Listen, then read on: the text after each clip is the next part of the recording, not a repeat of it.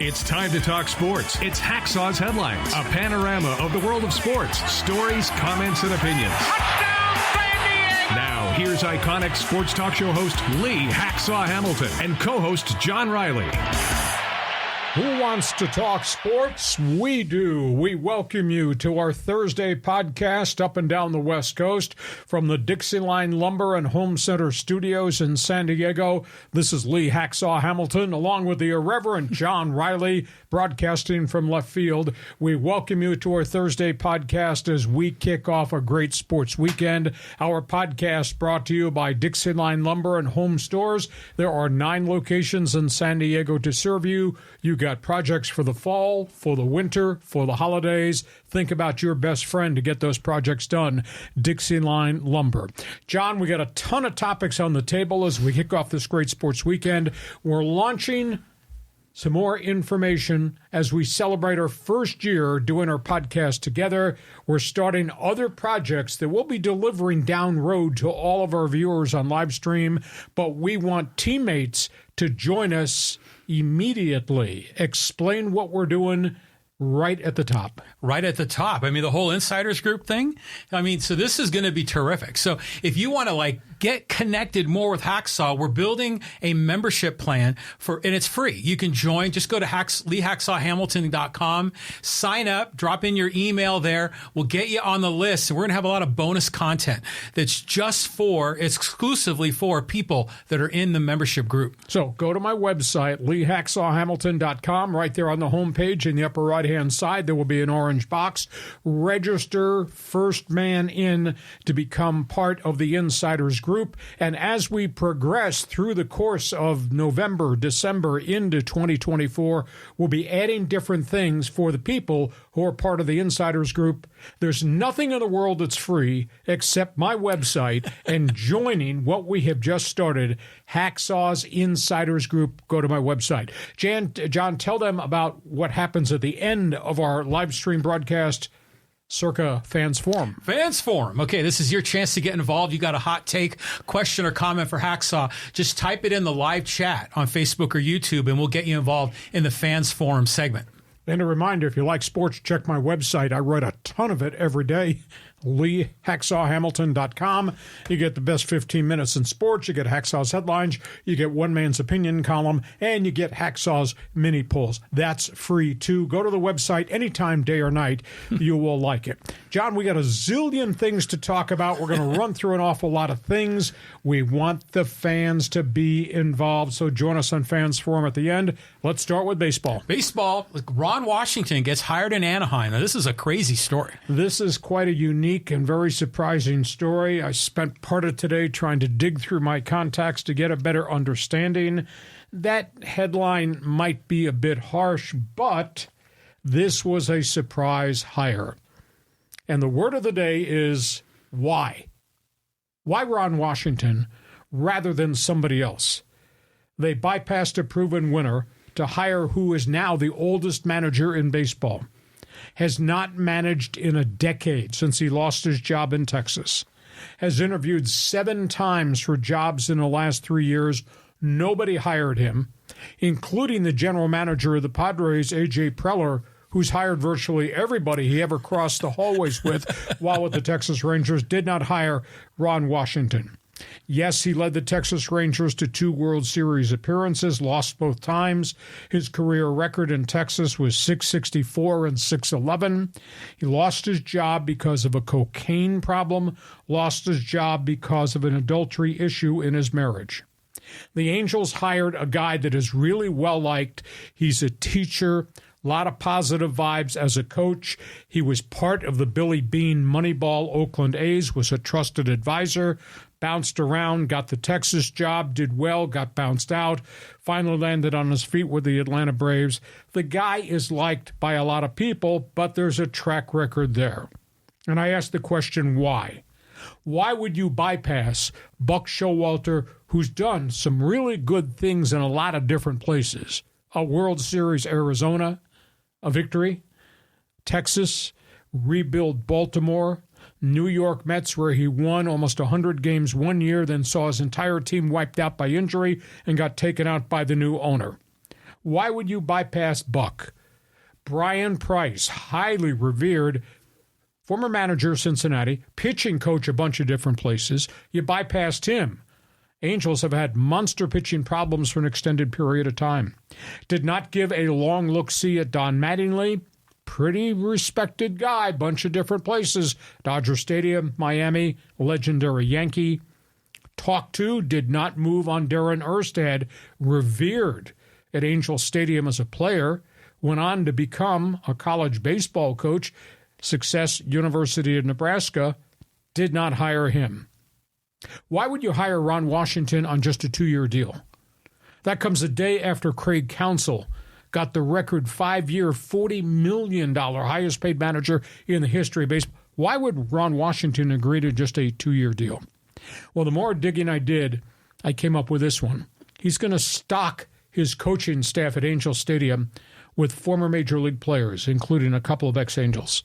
I think they hired him on a 2-year deal because he's 71, doesn't want to manage and go through the grind very much longer.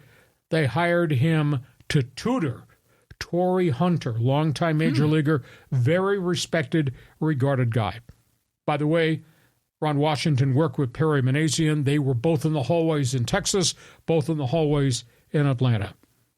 I don't know if Angel fan is really happy with this when there are other marquee guys they could have had. Not been to the playoffs since 2014, not won a playoff game since 2009. Nobody seems to like the owner, Artie Moreno. So I don't know if this was Moreno's hire. This is strictly Manassian's hire. Manassian's got less than 12 months to go on his contract. I don't know if they're laying a foundation to go forward and build this thing, or they're just buying time till they decide whether Artie wants to continue to own Angel Baseball. So like at the front of the Sesame Street program, the word of the day is why. And John Riley says, yeah, why? I mean, this Artie Moreno, what are you doing? What are you thinking here? Now, let me just kind of give a little bit of props to Ron Washington. He was the manager when the Rangers went to the World Series. Twice. So, I mean, the guy's legit. He's got some credentials, but God, it seems like they bypass so many more attractive candidates here. And Artie Moreno just always making these bonehead decisions. I mean, what's the future of this franchise? It's still a big question mark. I concur with you. Last I checked, the guy sitting in his seat co-hosting this podcast about a week ago said, if I were king and I were Artie Moreno, I would call some trusted people in baseball, use them as sounding boards. Yeah. How do you operate a successful franchise? How do you deal with your employees, your players, your management, the stadium situation? Why would you not call Larry Lucchino, who did it in Baltimore, Pittsburgh, San Diego, and bounce stuff off him and get response? Larry's a good baseball man in semi-retirement. Well, yeah. Why would you not call Theo Epstein, commissioner's office? You got the commissioner's phone number. Call and talk to him about how you run a modern-day baseball organization. Now, Epstein has pushed back on all the people that have tried to hire him. Here's one for you. Rumor mill out there, Epstein is part of a group that wants to buy the Washington Nationals. So that's why Theo, who used to be here in San Diego with the Padres under Kevin Towers, why Theo has not jumped back into a front office job. That being said, why wouldn't Artie call trusted guys? There's Hall of Fame people who are front office executives. You know, first name that comes to mind is the Honorable Pat Gillick, who built winners in a bunch of different places. Yeah. There are those type of people retired from baseball that I'm sure could give you insight and philosophies of how to run the team. If I were king, I would have done that. I wouldn't have hired Ron Washington, but here we are going towards 2024, and I don't think there's any more clarity as to who's going to own the Angels and who's going to lead them to much better times than a 71-year-old manager. Sesame Street word of the day, why? Why? Yeah, it's a big question mark here. And, you know, he's a great instructor. I've seen him, some of the breakdowns he does with infielders. He's terrific at that. But is he a leader of men? Is he a guy that's going to, like, take the Angels to the new heights? Well, yeah, he did it with the Rangers. That was a long time ago. It was like 10 years ago. But he also comes with all that baggage. And why do the Angels take on all that baggage? I concur with you. Hey, if there's anybody who's an Angel fan, you know anybody everybody in Orange County. Message them and tell them to join us on the live stream on the podcast and join us on Fans Forum. You got an opinion, right choice, wrong choice. Again, a lot of baseball people that I kind of interacted with in the last 48 hours speak glowingly about what this man has accomplished, but he's been out of the game a decade as a manager, and it's a new world with analytics. Period, exclamation point. Join us on Fans Forum if you're an Angel fan or have an opinion about Ron Washington. Topic 2 on your sheet. Topic 2. We're going to talk about the Padres and their managerial search. It just keeps evolving. Well, it's evolving. It's been delayed a little bit because of the general managers' meetings in Scottsdale. I am of the opinion there is a new candidate at the top of the list. That guy. David Ross, longtime Dodger catcher, finished up in Atlanta, then with the Cubs, got into front office work, named the Cubs manager. He spent 4 years managing in the midst of rebuilding. And then he got bounced out overnight so they could hire Craig Counsell for the record-setting contract. I think David Ross wants to manage. David Ross is pushy. He is demanding. He brings clubhouses together. Most people of the opinion he did a pretty good job in a wretched situation as Cubs ownership was getting rid of a lot of high-priced players, and the ones he had all got hurt. He was shocked that he was let go. Most baseball insiders, I think, were a little bit surprised that Milwaukee rated the other guy in the division. And the Cubs rated the other guy in the division, Milwaukee, and hired Craig Counsell. I think David Ross knows about rebuilding. There's no doubt that he knows how to bring a clubhouse together. He was a leader as a player in the Dodger clubhouse, and he was a backup catcher. You still got Mike Schilt, but there's been no movement. You did talk to Ryan Flaherty, but there's no experience. And a surprise interview was Ruben Nieblo, highly regarded pitching coach Cleveland. Most people think he did a good job with the Padres. So those right now seem to be the final 4 on A.J. Preller's list. I think all of a sudden David Ross moves to the top of that list because he's a younger version who knows about analytics, knows about today's modern-day ball player, a little bit different than the experience that Mike Schilt had in St. Louis. Thoughts? He's an interesting guy. It's kind of like the Stephen Vogt going over to the Guardians because he was a player and then suddenly he was a manager, so maybe he has some of that street cred with some of his players. But I thought the Cubs overachieved last year. I didn't expect them to be contending for a playoff spot. And that was with Marcus Stroman breaking down at the All-Star break and got nothing out of him the second half, and with Kyle Hendricks having missed half the season coming off his surgeries. Yeah, and then I didn't think Bellinger was going to have this huge bounce-back season either. But I heard the Padres are also talking to Phil Nevin today. Well, they could talk, but I think he'd probably be at the back end of the list. Maybe he comes in as somebody's coach. I think Dave Ross, to me, there's the word you use, street cred. I mean, I met him when he was with the Dodgers, and I tracked him. I talked to him a couple times. I was pretty impressed. The Cubs obviously were pretty impressed because they hired him instantly as their manager. He's cut from a different cloth. He's a different guy, but boy, he's a baseball intellect and a motivator, etc. If I were king, I think I'd hire David Ross rather than Mike Schilt. But obviously Schilt had 3 winning seasons in St. Louis. Okay, we go from that. We know what has just started in Major League Baseball as they wrap up the general managers' meetings. Oh, my God. I mean, just a huge list here of potential free agents. Let's put them up on the board. Yeah, open your checkbook. The free agent negotiations have begun. It will be interesting to see who signs and how quickly they sign and where they wind up. Is the OHTANI negotiation going to be long and drawn out? He's represented by as influential a group as there is, CAA. Keep those names up there. Okay. I think OHTANI is going to get a mega contract, and maybe it's a 2-tiered contract. Maybe it's a lump sum for years 1 and 2 when you're my designated hitter, and then there's a reopener that allows you to get more money if you prove that you can pitch coming off the surgery. He will be somebody's DH in 24. He'll be in somebody's rotation on 25. Everybody that I kind of exchange emails with in my network of baseball people of the opinion Dodger Stadium. Blake Snell, he's a wild card here because he's represented by Scott Boras.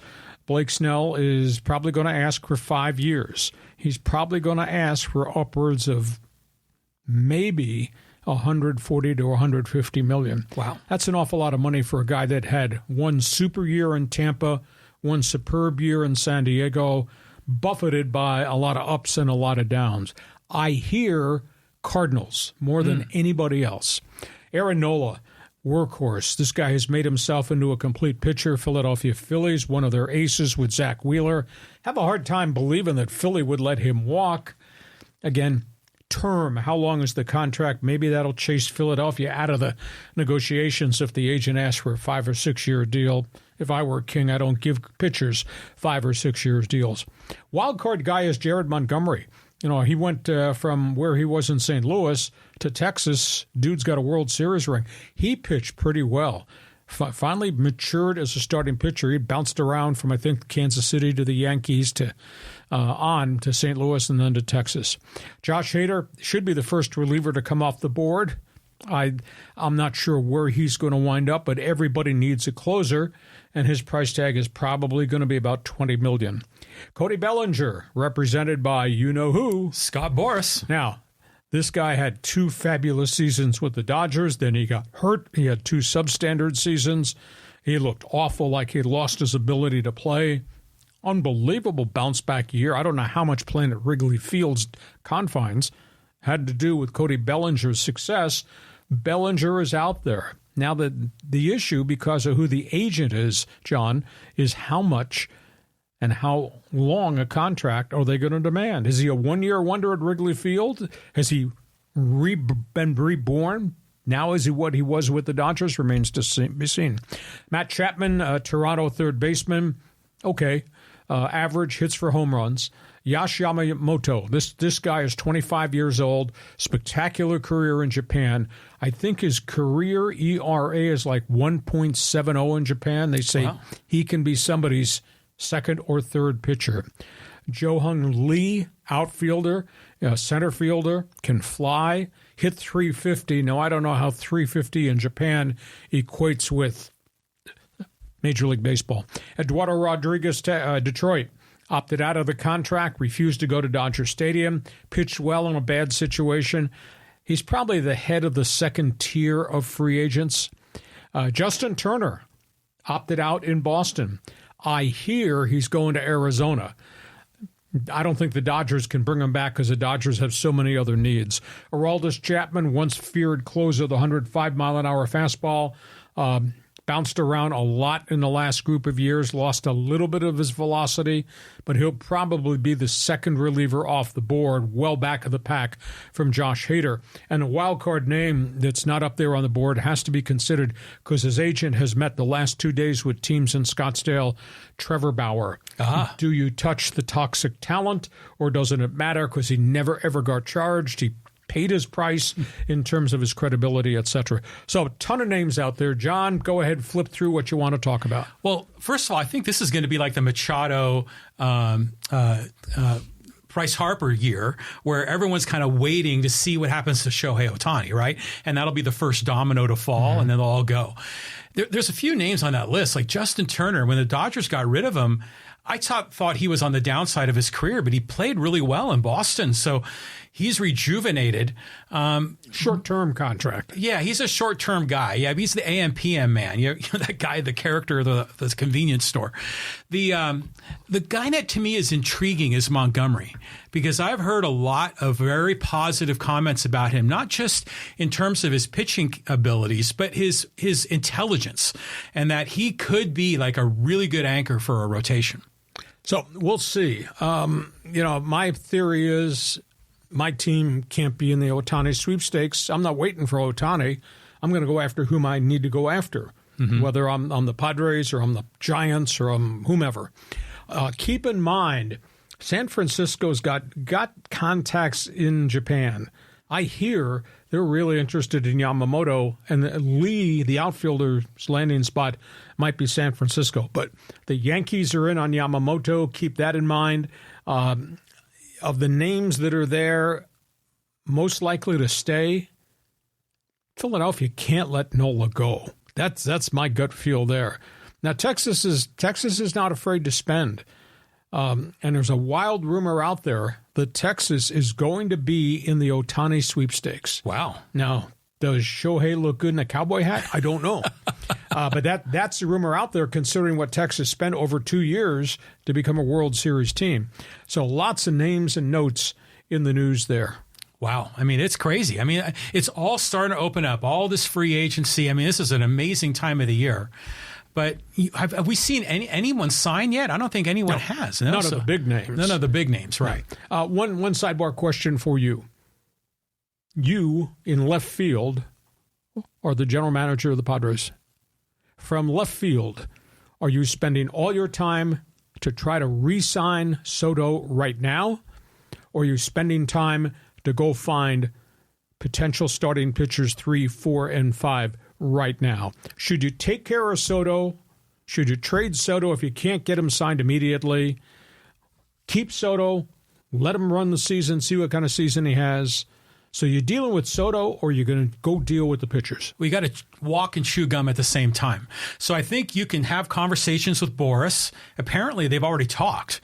So you try to work a deal, but you go in with the expectation that it's going to be hard to get Boris to let his client sign with a year left on his deal. So while you're cooking that up, you might shop Soto, but to me, that's the wrong plan. And don't get rid of Soto. He's one of the best hitters in all of baseball. You keep him for one more year at minimum. And then meanwhile, you go shopping for pitching. And maybe you try to bring back Snell. Montgomery might be interesting. There might be some like even bringing back Lugo or Waka for a little bit less money might be interesting. Depends where they're going to land. But I think you've got to do both. You've got to go after Soto. You got to go and restock the starting rotation. You got to figure out what in the hell you're going to do in center field too. Okay, here's what I would do right now. I would meet with Scott Boras as soon as the meeting's over in Scottsdale. We know that they turned down 15 years, $440 in Washington that led to the trade. Well, at that point in time, that was about $30 million per. Yeah. My gut feel is his price tag is going to be $30 this year. You come up with a 5-year deal, just 5, and you jump it incrementally. He's going to get $30 this year. You get him 35 the second year. You give him 40 for the remaining 3 years. Then, if he continues to be a superstar, he becomes a free agent again at age 30 or 31. We'll see where baseball's economics are. Maybe you can re-sign him then. But I don't think they should offer him 10 years or 15 years. Give him 5 state-of-the-art high money. It allows him to re-enter the free agent market, whatever it's going to look like at age 30 or 31. Yes or no?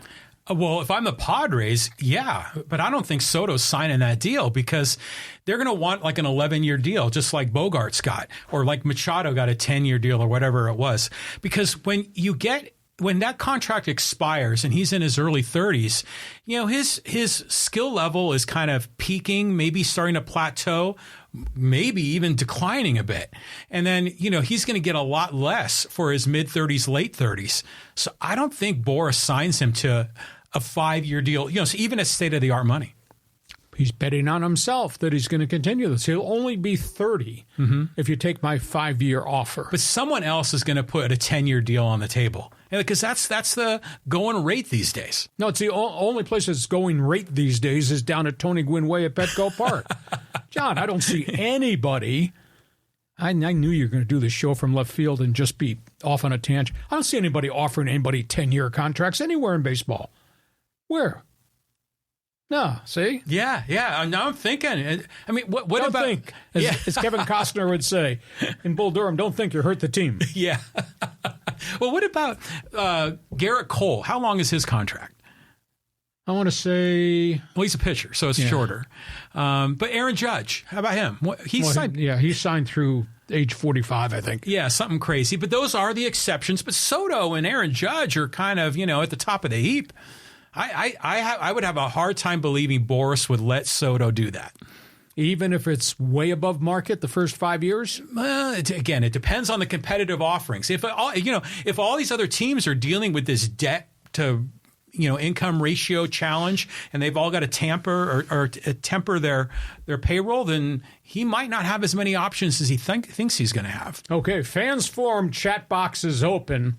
Do you think Padres priority 1 should be Soto, Or should they go after pitching and then circle back? Because Soto still owes them another year. You're a Padre fan, you're a baseball fan, jump into the Fans Forum chat box, because at the end of the show, we're going to talk about that. Hey, we get to halftime. Our Thursday podcast kicking off this great sports weekend is brought to you by DIXIELINE Lumber and Home Center Stores.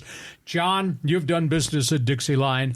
I've done business at DIXIELINE. These people do business with everybody involved with projects at their homes or with their businesses at DIXIELINE Lumber. I just like the diversity of things that they offer, and they walk a novice like me down the hallway and say, this is the kind of lumber you want for the back patio package or the extension room on your home. What do you like about them? Well, it's not just the lumber. I mean, you go in and you want to remodel your bathroom or you want to get some new kitchen cabinets. They have like designers that will work with you and kind of put a plan together. And yeah, and when it comes to lumber, you may not be building a house, but you might be building like a patio cover or some kind of an island in your backyard. They've got some cool stuff there. And they've been at San Diego for 100 years. So if you want to work with someone you trust, go to DIXIELINE Lumber. We like these guys. These are the people we're talking about at DIXIELINE Lumber and Home Center Stores of San Diego. We start the second half of our podcast, kicking off this great sports weekend. And a reminder, we're announcing something new as we've just passed the first anniversary mark of our podcast and what we're doing on Instagram. It's called Hacksaw's Insiders Group. We want you to be part of our team. John, explain how this works. Okay, so you just got to go to LeeHacksawHamilton.com. There you can sign up. Just type in your name and your email. And then what you're going to do is you're going to get access to a lot of exclusive content from Hacksaw. More video content, more updates on sports information. And we've got a couple of things planned after the new year where you can be a co-host in this podcast and appear as a window as a panelist. So we can get you involved, get closer to the podcast project. But the first thing you got to do is sign up. So do that at LeeHacksawHamilton.com. Go to my website, upper right-hand side of the homepage. You'll see a big orange box. Join the Insiders Group. It'll take you then to the information page, and as we launch this thing, as we go a step farther. On we go, John. Let's talk NFL football. Yeah. What are we doing? Are we doing the Raiders yet? No, we're going to do the NFL update because we got a lot of big games up this weekend. Some really fun games to follow. Let's start with the Chargers and the Detroit Lions. Big boy football. Hey, Chargers fans, you're not playing the Bears and the Jets or the Raiders anymore. Bolts, this is hard. This is a short work week, John, coming off the Monday Night Football victory against the Jets. The Lions make every game a rock fight. Man, are they tough. The Chargers, they're 0-3 this season against good teams. And this is Detroit 6-2 coming in here, good team. Bolts are averaging 341 yards per game on offense. Their defense is giving up 375, but they played a lot of substandard teams more recently. I don't know where the chunk plays are yet with Justin Herbert. I mean, he had 13 hits and 5 sacks in the game against the Jets. They hardly ever gave him any time to go down the field. Now, he's not turning the ball over. 13 touchdowns, only 4 interceptions, but there's not a lot of big plays. Of course, they're without their number 2 and now their number 3 wide receivers with the injuries to Mike Williams and Josh Palmer. They got to target Quentin Johnson, the number 1 pick. Plain and simple. He's big and he's physical. He drops passes. He runs wrong routes. You got to keep going to him and get him into it. They don't have their tight end as 100% healthy in Gerald Everett. And, you know, I don't think they have a hell of a lot of team speed right now in the wide receiving core. Yes, Austin Eckler's back, but they're averaging just a shade over 3 yards per carry. The receivers are averaging only 10 yards per catch. It's just not a big down the play field. Offense, they're struggling. Defense has got 31 sacks, but there's always a but when you're talking about charging. 15 of the 31 sacks have come against the woeful Jets and the woeful Raiders. Right. So I don't know how really good the pass rush truly is. Detroit, wearing the Hawaiian blue. I didn't realize this till this morning. They're number 2 in the league in offense now. Number 2. Nice. Pedestrian Detroit hasn't won bleep in how many years? Yeah, They're decades. number 2 in the league, averaging .390 per game. They're number 5 defensively in the NFL. We knew that, allowing just .296 per game. Detroit's allowed only 17 touchdowns in 8 games. 8 into 17, carry the 1. That's amazing. That's less than half. Yeah. Yes. I mean, it's 17 touchdowns in only 8 games. And when you have the ball on third down, good luck to you. You're completing 32% of your third down conversions against that Detroit Jeez, defense. these guys are legit. 21 sacks, 10 takeaways, 3 yards per carry against the rush. Jared Goff, the guy the Rams gave up on. Jared Goff has got a quarterback rating of 96, almost equal to Justin Herbert's, not turning the ball over. Amor St. Brown, 57 catches, 11 yards per catch. Kid from USC's playing really well. This tight end they got out of the Big Ten, Matt LaPorta, 43 receptions.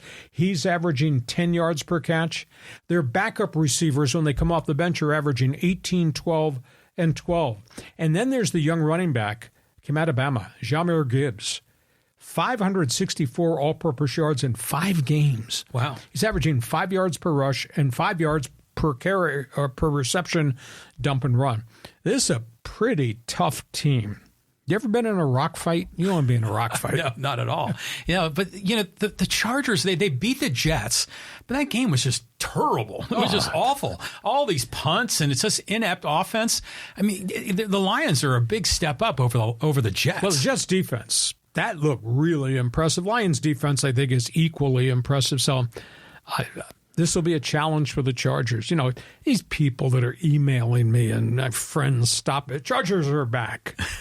Please, you beat the Bears and you beat the Jets. Now you're going to get beat up by Detroit. Next game, 49ers, Jaguars. San Fran coming off the bye week. Brock Purdy getting healthier. Big issue. All of a sudden, turning the football over. Christian McCaffrey's going to be able to run the ball against what is the strength of the Jaguars, their defensive front. Trevor Lawrence, Etienne, the running back, Ridley, the wide receiver. They're making things happen offensively. This is kind of going to be a grinded-out game. Jacksonville, they're playing everybody really hard and causing problems. San Francisco couldn't lose its 4th in a row, could it? I hope not. I mean, geez, they're going through a tough stretch right now. But, the Jaguars are, they're a pretty decent team. We saw how they lit up the Chargers in the playoffs. On we go. Ravens, Browns. Deshaun Watson meet the Baltimore defense. Wow. Baltimore's defense is giving up 265 yards per game. Baltimore's defense has got 35 sacks, 13 takeaways.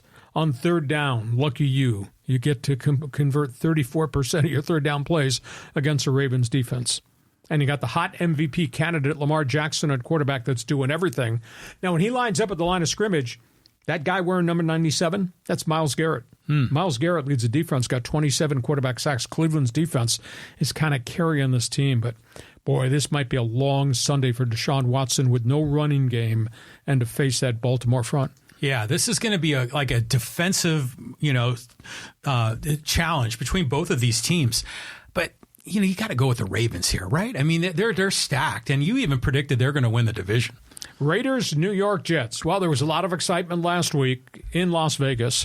Drunk Raider fan, celebrating because the Raiders beat the junior varsity of the New York Football Giants, who have been destroyed by injuries. So Antonio Pierce now gets to do it against somebody else, a really good New York Jets defense. Aiden O'Connell, young quarterback Purdue, meet the Jets and their street-tough defense. If the Jets defense cranks it up this week against the Raider Nation, like they did last week against Justin Herbert and what look at times maybe to be a potential Jet victory, it's going to be a tough day for the Raiders. What do you tell the drunken Raider fans? Well, the drunken Raider fans are suddenly believing in their team because they won last week, and they think, man, they're going to be rolling again. But I just don't see it. I don't. Okay.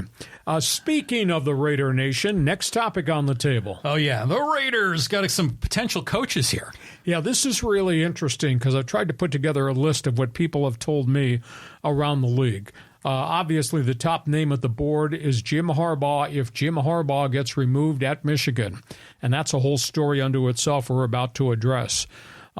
Dan Quinn has done a phenomenal job rebuilding everything that is defense with the Dallas Cowboys. Now, he's a former head coach in Atlanta.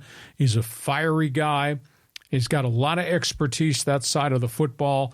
Dan Quinn, I think, probably winds up getting an interview. Jim Schwartz is a former head coach. Did not do well, but that was a mess in Detroit way back in the early 2000s. Schwartz has rebuilt his rep with what he did in Philadelphia, what he did in Detroit. That's a pretty good guy. He is now the architect of that Cleveland Browns defense. Brian Flores, former head coach, Miami, did a really good job in a short period of time and then got bounced. And has moved around, went to Pittsburgh as an assistant, went to Minnesota. This guy's reputation as a builder of defense, and the players really responded to him, that carries a lot. This guy is being mentioned everywhere. Lou Anaruno, he is the defensive coordinator in Cincinnati, and he's fixed what's been bad for a long period of time. One of the reasons the Bengals have been an AFC championship team, and one of the reasons they went to the Super Bowl, aside from Joe Burrow's greatness, is the defense that Lou built. He'll get some interviews. Ben Johnson, offensive coordinator, Detroit Lions. He's the one that fixed Jared Goff. And they got themselves a number 2 offense in the NFL. A lot of people think he deserves interviews. And Frank Smith, who? Frank Smith is the offensive coordinator for Tua in Miami. And you've seen what they've done the last 2 years there. He's been part of that new coaching staff that they put together. So those are hot candidates for the Raiders' job. Now, they're not going to hire anybody immediately. This thing will start in January, etc. Any of those names light your light? Well, I mean, a couple of them are pretty good names. I mean, like Dan Quinn has done some great things with Dallas. He was a candidate for a lot of jobs last year. And of course, Harbaugh is kind of the sexy name. But if you're one of those guys on that list and you are offered the Raiders job, or at least offered an opportunity to interview, do you jump at it? Are you excited? Or do you say, hey, man, it's Mark Davis, it's the Raiders. I don't know if I really want to go there because I might be set up for failure. So you're using the word dysfunction.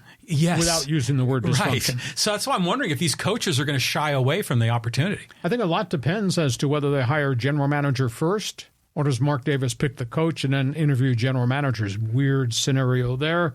Ray, Raider Nation, out of jail on bail. Join us. We want to hear what you've got to say. Who do you think's the hot candidate, right candidate for the Raider head coaching job? And do you agree with John's slur of the Raiders using the word dysfunction in the same sentence with the Raider Nation? Okay, on we go. We got college football storylines to talk about. Okay, yeah, you were just hinting about Jim Harbaugh. So what's going on with this crisis? This is a big war. This thing has gotten uglier and uglier. You're aware about what's happened in the last 2 weeks. The fact that the Big Ten was made aware that a Michigan staffer had purchased tickets to scout 35 different Big Ten games over 3 years, shot video from the stands or on the sideline in those games of opposing teams, signals, teams that Michigan was going to wind up playing. He has been fired from that job now. Michigan is under investigation. And then, out of nowhere, middle of this past week, comes word that 3 other schools have now been implicated in stealing signals, Michigan signals. Oh. A former staffer at another school has presented evidence with spreadsheets and everything to the Big Ten that Ohio State, Purdue, and Rutgers collaborated together to steal Michigan signals last season. Really? Now the Big Ten has just not the scandal in Ann Arbor, which went on for 3 years when they were 33-3. Now they got insinuations that there's scandals that Ohio State did it, and Rutgers did it, and Purdue did it against Michigan. Mm-hmm. So this is an intriguing story. On top of that, the Big Ten interviewed all the football coaches in the conference, all the ADs in the conference. They all demanded immediate disciplinary action against Harbaugh. Michigan yesterday, actually last night, released a statement that the Big Ten has overstepped its bounds, that Tony Petitti, the new commissioner, does not have the right to intervene in Michigan's football season. This is an NCAA thing. This is not a Big Ten issue.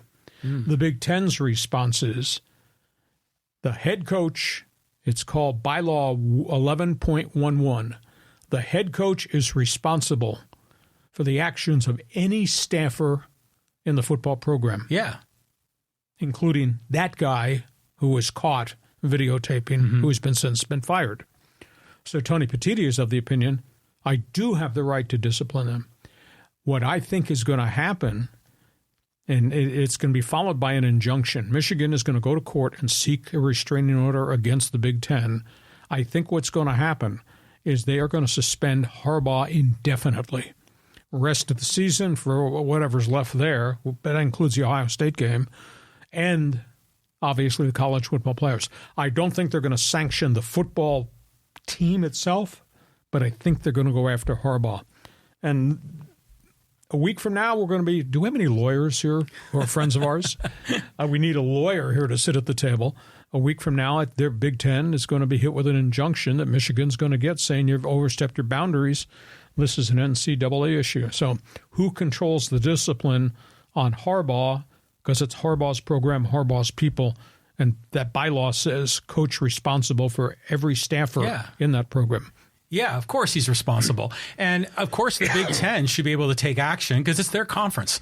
When I first heard about this story, I didn't think it was that big of a deal. I just thought guys were going, watching the games, probably watching the coaching staff. But when they brought in all the technology, then I went, okay, you crossed the line now. Oh, now you found your scruples. Yeah, well, on Monday on the bonus podcast, you said I was full of crap. Well, yeah, but I'm learning more about this. So at least they weren't banging on trash cans, but they came close to that. It's not, that's going beyond, sportsmanship. That's really undermining the whole thing. The Big Ten likes to pride themselves on being very proud, integrity, and this great brand of a Big Ten, which has more than 10 teams, which is kind of crazy. And it just seems silly that this is coming out, it's just undermining their reputation. So if Harbaugh gets ejected, what more perfect place to go than the Raiders? It's just like all the bad boys. Connecting the dots, aren't you? Yes.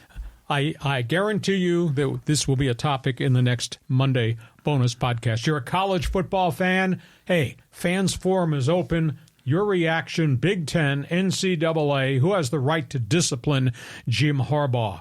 Does Harbaugh deserve to get fired? You tell me. Because remember, there's a sidebar story.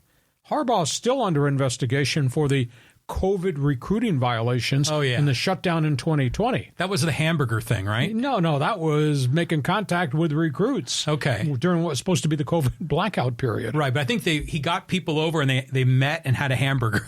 At least that's how I thought the story went. Okay, we go from that. We got an interesting weekend of games here ahead of us. Yeah, so it's a big Saturday here. A lot of big games. Talking about Michigan, they're at the top of your list. Ambush, Michigan, at Penn State. State College, winter's arrived. Michigan's got a fabulous quarterback. If it were not for all these West Coast quarterbacks, J.J. McCarthy should probably get some type of vote recognition in the Heisman Trophy race. But they got McCarthy, the big-time running back, Blake Corum. I think they got maybe the best defense in the country.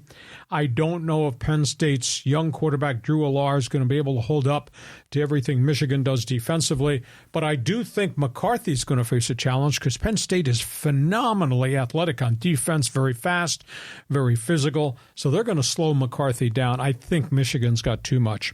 USC, Oregon. Trojans go to Eugene, dragging with them a defense that's allowing 436 yards per game. They got two defensive coordinators after firing Alex Grinch.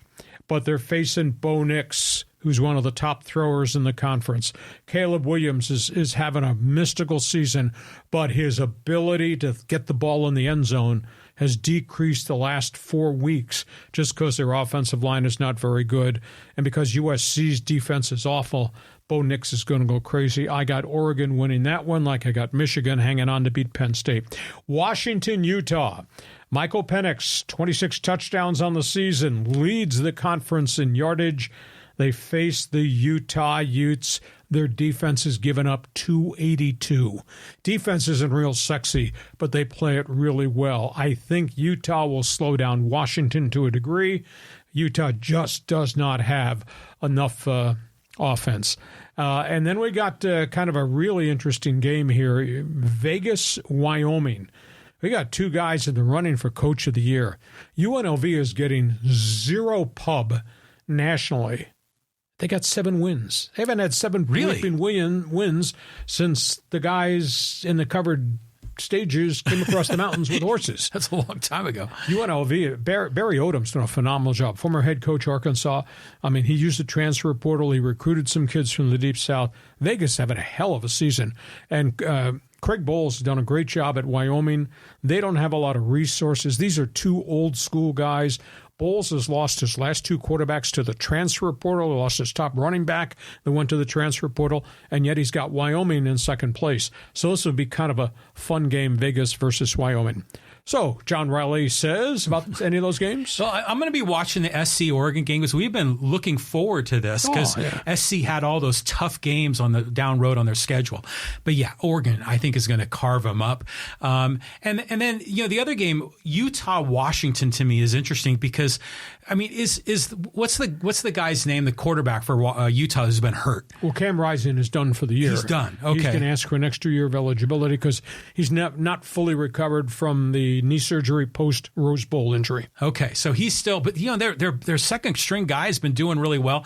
I'd love to see Washington just roll. And wouldn't it be great if they got into the college playoff and really, we had a West Coast representative to go up against the Alabamas and the Ohio States of the world in the playoff. I'd like to see that. Keep this in mind because of the way the Pac-12 is structured in its farewell season. There's no divisions. One will play 2 in Vegas in the Pac-12 championship game. We got a rematch, Ducks-Huskies. I'm almost positive. Terrific. I'm looking forward to that, too. We always need something to talk about around Christmas time. Yeah, for sure. Okay, so that's college football. Let's change topics, talk about something a little bit more serious and kind of sad. Yeah, you kind of tipped me off a little bit on this story, and I was checking it out. This is definitely a sad story. His name is Adam Johnson. He was a journeyman NHL player at age 29. Played out his contract with the Pittsburgh Penguins. He went abroad, signed in England.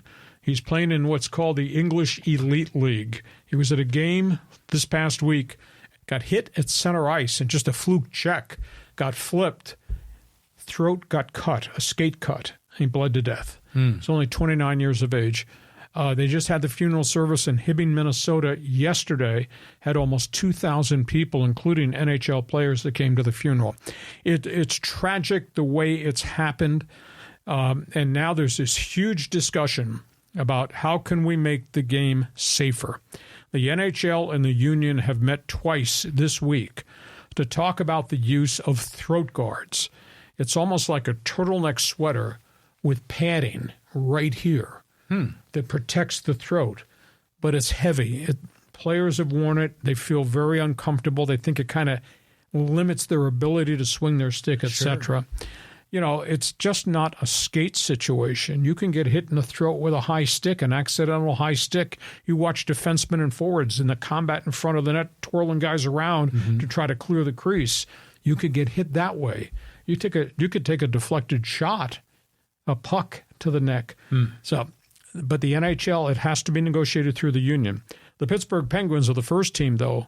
The minute he passed away, mandated every one of their minor league players under contract in the American League and the East Coast Hockey League have to wear throat guards.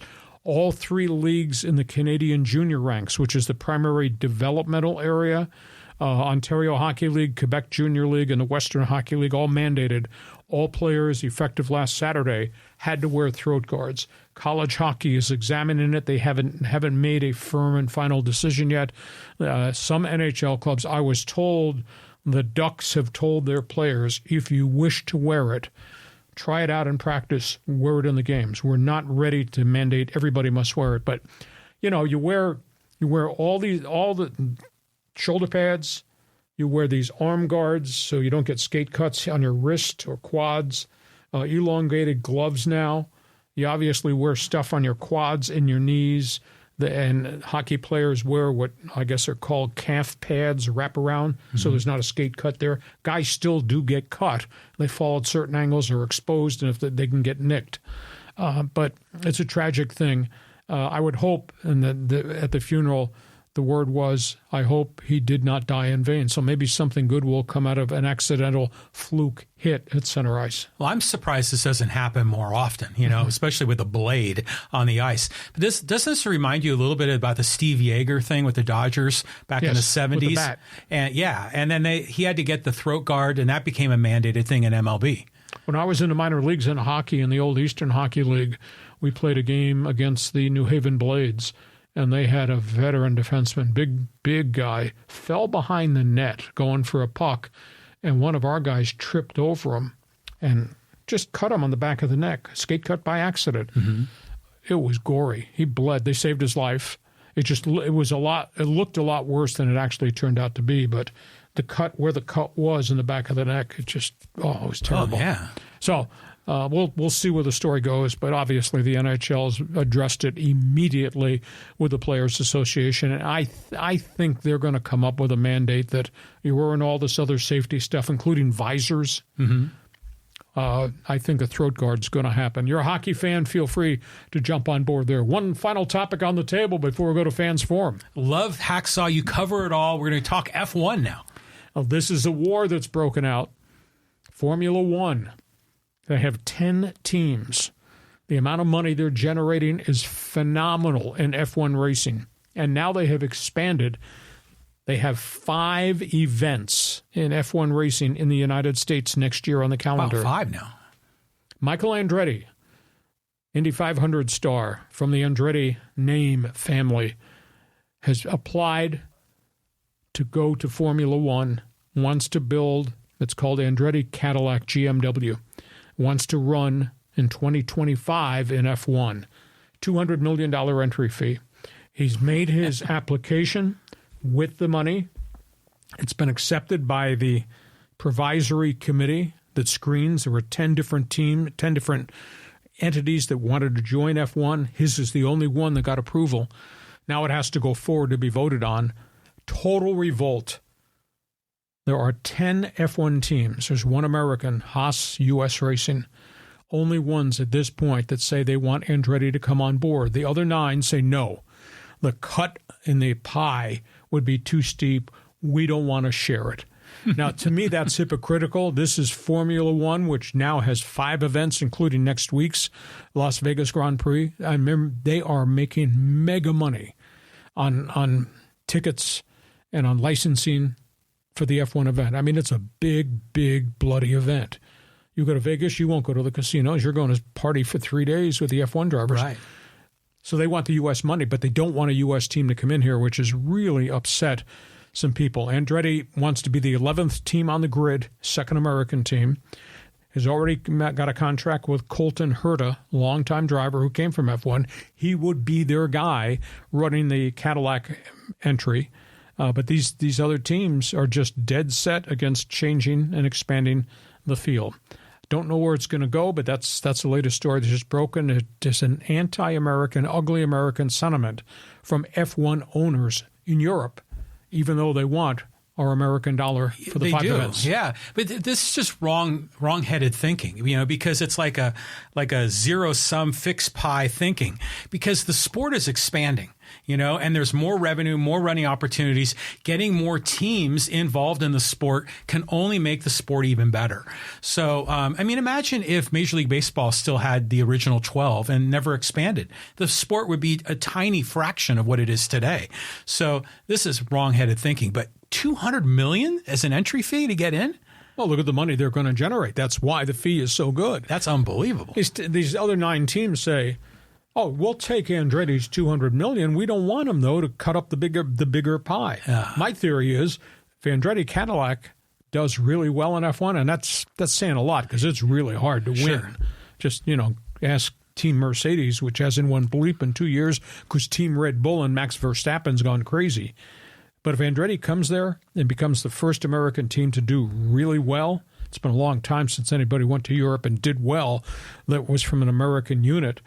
He did well. He'd grow the sport even more in North America. No doubt about it. Yeah. So they need to find a way to let this guy in, and it would be great for America, too, to have another team. Hey, our Thursday podcast, kicking off the great sports weekend, is brought to you by DIXIELINE Lumber and Home Center Stores. Does not matter what the projects are for the fall, into the winter, around the holidays, or in early next year. You need a partner to do those projects. You need the people at Dixieline Lumber. Fans Forum is open for business. Do we have anybody with any opinions on the hot topics we have put on the table? We are looking for Padre fan to jump into the chat box and talk about Juan Soto. We are looking for Raider Nation, your thoughts on the coaching situation. Who wants to talk about what's going to happen in Formula One? Who's got an opinion on some of the topics we put out on the board? John, it's your turn. These are your best friends. Fire away. All right, let's go to Ed. He's talking about the Ron Washington situation. He says a lot of the same criticisms were leveled at Joe Torre. In terms of being out of touch? Yeah, or baseball? Yeah, I think so. He'd been away for a while. Exactly. Well, Ron Johnson has quite the rep as a teacher.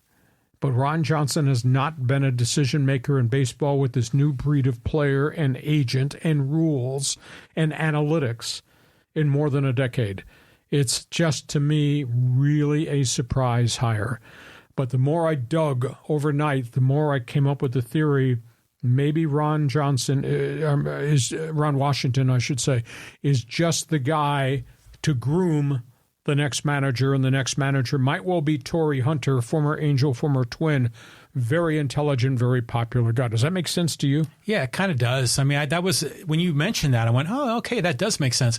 Because Ron Washington, I mean, that takes a lot of energy, a lot of time on the road. And you said, how old is he? He's in his 71. 71. Oldest manager in baseball. Yeah. Now with Dusty Baker having retired. That's a lot to ask.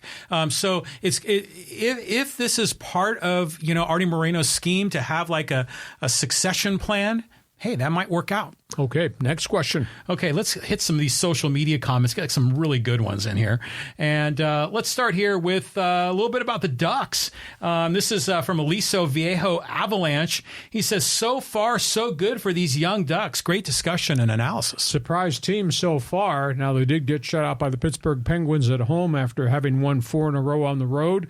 Got to keep people healthy. I think that more than anything else. But I'm still waiting for a few of these other veterans to really get it going. Silverberg has just not been the same player. Enrique had a good bounce-back season last year after a year of injuries. Troy Terry is carrying them up front. The young kid, Leo Carlson's playing well. What they're getting done on the defense with Mintyukov, the young Russian defenseman, has been kind of a surprise because he's only 19. It is a long season, but hey, so far so good. And by the way, speaking of puck, the guys above them, LA Kings, off to a 7-2-2 start. Nice. That's pretty impressive. That is impressive. I mean, so we were kind of in the doldrums for a little while in SoCal hockey, but now it's a big resurgence. We move on. You got something here on Fans Forum. Let us know. Go ahead, John. Okay, let's get a Clipper comment here from Gary, and he says, reports are saying that James Harden and Westbrook already fought in practice. I've not heard that, so that might be a reach. I think the bigger question that we have to address is how are they going to carve up the minutes between Harden and Westbrook? Because they're kind of the same position guy. So that becomes the question. You're not going to play them together, I don't think. Maybe injuries will have something to do with it. But Harden's on kind of a minutes cap, at least early on, because he missed so much time in training camp. You don't want him to suffer a hamstring injury or a quad injury because he's not truly in game shape. So I think dividing the minutes will be kind of interesting to see how the Clippers handle this going forward. So far, so good. I mean, Kawhi Leonard's healthy. Paul George, for the most part, is healthy. Did have a setback the other night. They've lost Mason Plumlee, their backup center, who gave them tough guy minutes off the bench. He's gone for 3 to 4 months with a sprained knee. So that's kind of a setback in terms of their depth and their numbers, but let's just look at the box scores every game and see if the minutes between RW, Westbrook, and JH, Harden, I am the system, whether those minutes are balanced out or whether Harden starts to play a lot more minutes going forward. Do you think there's any scenario where all 4 superstars and 1 big man could be on the court at the same time? Injuries play a part in that. Yeah. If one of those bigs goes down, gets hurt, maybe. Maybe. I mean, does Paul George then become a forward? Kawhi become a 4? I'd be an intriguing matchup, but last I checked, both those guys in the backcourt need the basketball in their hands. Yeah. And I don't know how that works because there's only one basketball on the floor, isn't there? Still, they haven't changed that rule. They don't change that one. Carry on. Moving on. Let's talk about the Dodgers. This is from Triple Taylor. He says, Kershaw was kept 2 seasons too long. I would like to see Bauer back, and the reports came out, but that's probably a long shot. Got to get OHTANI at all costs. You will make it back tenfold. I think OHTANI is item 1. Everybody that kind of canvass is of the opinion OHTANI is going to be at Dodger Stadium. Now, they're going to have to go find at least one more veteran pitcher, if not 2. Now, maybe those are lower-level rental guys. Bauer? That Trevor Bauer? That history with Trevor Bauer? That'd be a tough reach for me. Hell, Trevor Bauer to the Padres? On low-budget, prove-yourself contract? I guess we'll have to. I'll just throw this out there, and you people can think about this on the live stream, and then come back next Monday if you want. Would you touch Trevor Bauer if you were a Dodger, a Padre, or an Angel executive, and they all need some type of frontline pitching? Would you touch Trevor Bauer? You think about that and you join us. Go ahead. Next question. Okay, let's move on here. Let's go. You didn't answer the question. Well, the question, sure. Well, first of all, I think there's no way the Dodgers can go back on their word, when they let him go. But now that all the news has come out, you're not inheriting as much baggage as you thought you were. The Padres need a pitcher. Does Seidler have unlimited money? I don't know, but Preller could surprise us here. I don't know. Based on the fact you don't have any scruples, I guess I understand what you're saying. Go ahead. Okay, let's move on. Let's talk a little bit here about, this is a good comment. This is from Kress. And he says, he's talking about those that failed in the MLB playoffs. He says, I'm proud of my Phillies. Enjoy this, bashing my Phillies. Save failures when your Oilers don't win the Stanley Cup this season, and my New Jersey Devils do. Also, when Jack Hughes is league MVP. Jack Hughes, a great hockey player. New Jersey has flipped their team in about a 2-year span thanks to the draft and veteran free agent acquisitions. Philadelphia had a really, really good season, but it just kind of stopped hitting right there at the end. I was kind of surprised, but as we had talked on prior podcasts, I was surprised at the whole scenario as to who wasn't there come World Series time. No Atlanta, no Philadelphia, obviously no San Diego, and the Mets and Yankees, we have the explanations as to them being devastated with injuries. But yeah, congratulations to Texas, but it was really a strange outcome because nobody aside from somebody maybe married to Torey Lovullo or Bruce Bochy would have thought that Texas-Arizona could have been the World Series. Yeah, that was crazy. No one expected that at all. The Phillies were rolling. But what's interesting with New Jersey sports, sometimes I'm a West Coast guy, and I kind of forget how close South Jersey is to Philly. Oh, yeah. And so, and North Jersey is probably more connected to New York. And so some of these allegiances, how fans line up, is kind of interesting to me. Oh, there's a lot of split families there, too. Yeah. Somebody roots for the Mets. What the hell's wrong with you? Go back upstairs to your bedroom. I'm rooting for the Phillies. Carrying on. Okay, we got to get in some of these Raider comments. And this one's from George. And he says, Lee, as the play-by-play announcer for the Chargers and San Diego State many years, I know you saw some terrible football. What you didn't see is loyalty.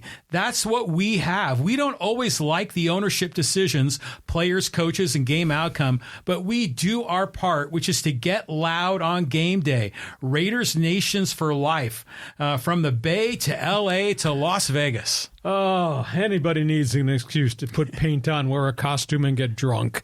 That's okay. I have no problem with fan. Fan equals fanatical, right? Mm-hmm. But little common sense kind of missing in the Raider Nation. You don't hold anybody responsible for how pathetic the franchise has been for all those years, from Mark Davis taking over to the last 10 years with Al Davis. You're rare unto yourself, costumes included. I don't know very many fan bases that would tolerate the incompetence, the, as he would say, dysfunction of the Raider Nation. But you're entitled to do whatever you want. I just don't understand why these fans are paying those prices to see bad product on the field. Or you're just paying those prices to get drunk and wear your costume. I don't know, John. Well, bail me out of this one. Yeah, on one level, it seems utterly ridiculous the way they show up dressed like Darth Vader and like these comic book people. But you know what? You got to give props to the loyalty, you know, and that's what they really believe. It's that, you know, it's Raider Nation. It's like it's built into their DNA. One of the guys on social media was saying, you can wear your Raider jersey, you'd be in Europe and you're going to run into some other fan and they're going to say, hey, what's up? So this is definitely a legit family. And it's cool to see, like, you know, when the Cubs fans, they stunk, but they always showed up, you know, and here the Raiders fans are that way. You know, it doesn't matter how good or bad the team is, they're in it for life. Okay, well, accept your rationale to be who you are, dress the way you are, and act the way you are, Raider Nation, as long as you're part of my team, which means, again, you got to join us by going to my website and become... Can you imagine people wearing that gear to one of our Raider Insider or one of our insider group? I want you to join Hacksaw's insider group, which we're just starting. A couple more here. Okay, let's get this USC comment here. And this is from E. Gonzalez. He says, very disappointing season. Alex Grinch had to go. Lincoln Riley will be under pressure to hire a defensive coordinator that will bring respectability back to the USC defense. Next season's brutal schedule won't help, but Riley is being paid top dollar to make sure USC competes for championships. Lower tier bowl games just won't cut it. He said this week, after the firing of Alex Grinch, I promise you I will build a nationally ranked defense. We will hold you to that. As soon as you're done getting your brains blown out up at Oregon, we will hold you to that in the offseason. But why would you not be able to go hire a great defensive mind? It's USC with maybe as many resources as anybody in America, with the tradition and the history of the Trojans, and fight on. Link Riley owes the Trojan Club a better defense. You know, back in the Pete Carroll era, Reggie Bush and Liner, did they have a really good defense back then? Very active defense, but they just outgunned everybody. Right. Now, the great defenses were the Seau defenses, and then the great defenses were way before that. David Lewis and Ronnie Lott. Now, that goes back to the McCain era, Lott, yeah. which is a few third downs ago. Yeah. But, yeah, I mean, but it's USC. If you can do that in the transfer portal on offense, you should be able to do that. Yeah, or of at course. least you develop them. Yes. I mean, you got access to so many great athletes, you develop them into all And the transfer Americans. portal, I mean, bring them on, you know? I agree. Hey, listen, we hope you have enjoyed everything we've tried to present your way. Again, a reminder, what we announced at the top of the program. We are now celebrating our first anniversary here on this podcast. It's John's fault if you don't agree with anything, because John introduced me to how to do this podcast. But we are forming an insiders group. We have a whole package of ideas we're going to present month by month going forward as soon as the calendar flips to 2024. Join the insiders group. Go to my website, LeeHacksawHamilton.com. There's a big orange box on the upper right-hand side of that homepage. Fill it out with the information. You'll start getting emails and then announcements as we progress forward. You need to be part of the Insiders Group, even if you're a member of the Raiders Nation. John, have yourself a great sports weekend. We'll see you come Monday bonus time. Monday bonus time. Looking forward to it, Lee. And thanks again to Dixieline Lumber and Home Center Stores, serving us as our primary sponsor. And thanks to you for being with us as part of Hacksaw's Headlines. Join us again for Hacksaw's Headlines on YouTube, Facebook, and Twitter. And find the audio version on your favorite podcast apps. Touchdown, San Diego! For more content, go to LeeHacksawHamilton.com.